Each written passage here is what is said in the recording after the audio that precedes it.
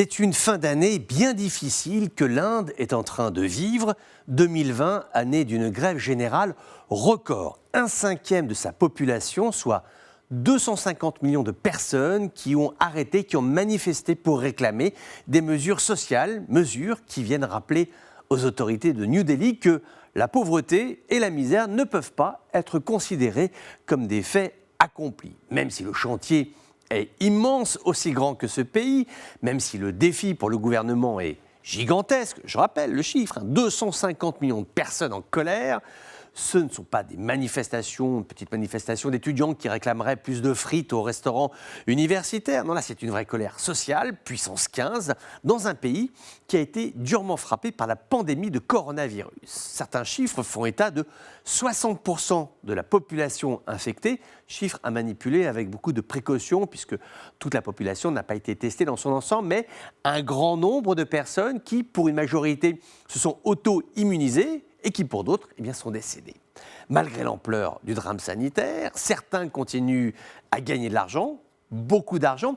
Il y a 248 000 millionnaires en Inde, presque autant que des manifestants. C'est incroyable quand on y pense. Pour un manifestant, il y a un millionnaire. Les gens n'en peuvent plus, les disparités sociales sont trop importantes.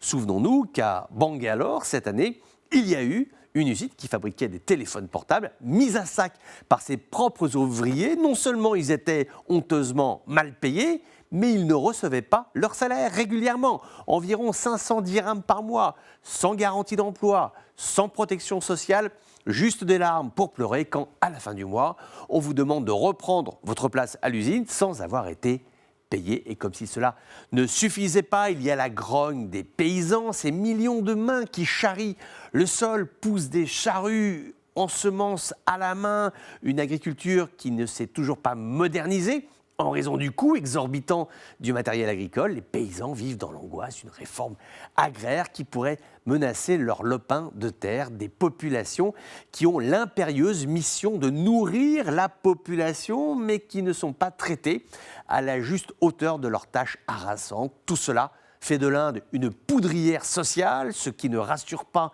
les investisseurs, notamment chinois, qui ont commencé à délocaliser en terre indienne. Le business n'apprécie guère l'instabilité sociale. New Delhi se trouve donc confronté à une situation éminemment complexe. Quand vous êtes Premier ministre d'un tel pays et que vous avez 250 millions de personnes en colère, on doit se sentir un peu seul, un peu désemparé face à une telle vague de tensions sociales.